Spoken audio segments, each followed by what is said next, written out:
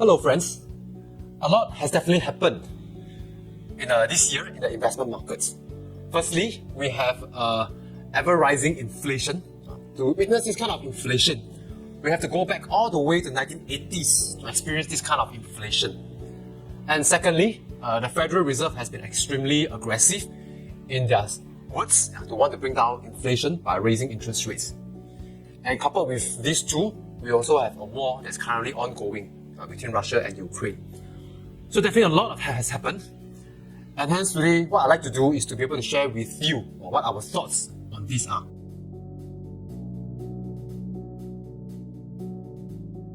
Well, so a lot has indeed panned out from the video 1 step back, 3 steps forward.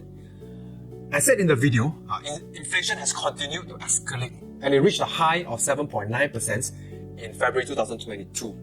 And that's uncomfortably high for the US Federal Reserve. My own expectation is inflation will continue to stay high in the next few months, especially if the war between Russia and Ukraine prolongs, because they are the world's major commodity producer, and that will cause a lot of disruption to commodity, causing rising commodity price. However, I still do think coming to the end of the year or maybe early next year, inflation will be reduced, perhaps to say about 4 or 5%.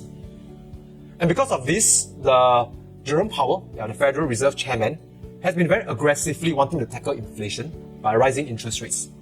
Currently, the expectation is interest rates will rise from 0 to 1.75 by end of this year through 7 rate increases, and another 4 interest rate increase in next year to bring interest rate up to 2.75%.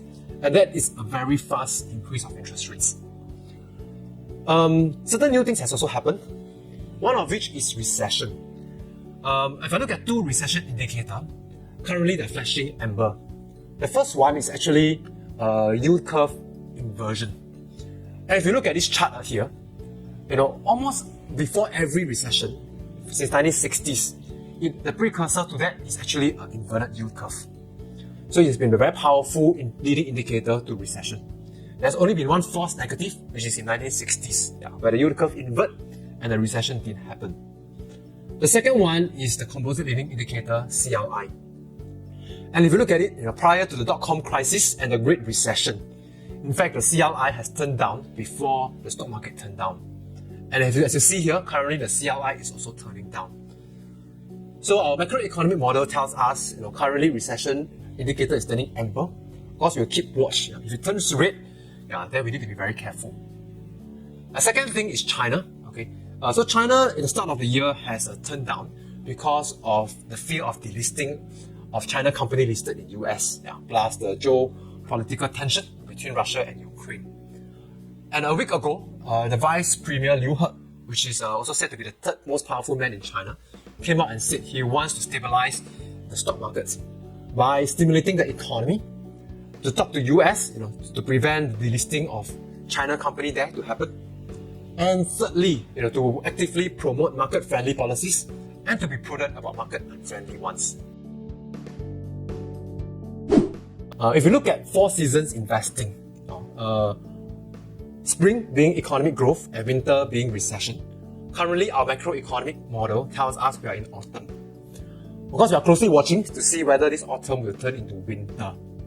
I think 2 scenarios are likely. The first one is like what I shared in the video 1 step back, 3 steps forward, where the Federal Reserve will front load its monetary tightening. And in the second half, as inflation comes down, the Federal Reserve will stop increasing interest rates. And if that's the case, economy may slow, but we may avert a recession. And if that's the case, the current window of opportunity in this first half will be great for us to be buying into structural growth companies.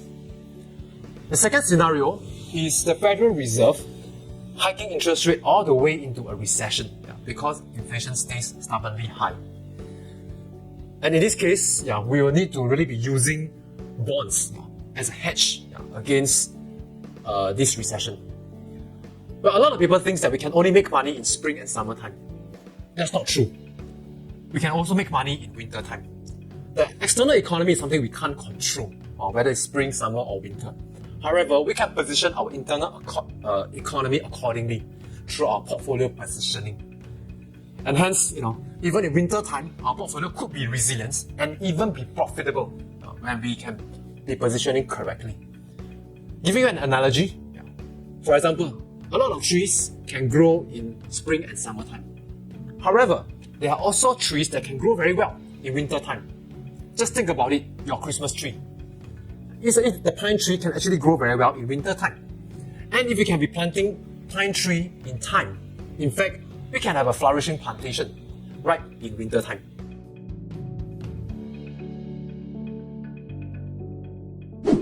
The goal of our portfolio management is to help you to achieve a return that is 1 to 2% above inflation rate, such that it can help you to sail through to achieve your financial goals.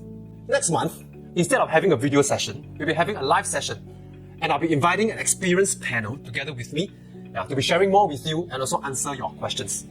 So I look forward to chat together with you through a partnership to translate a possible winter into a great opportunity for all of us. Thank you.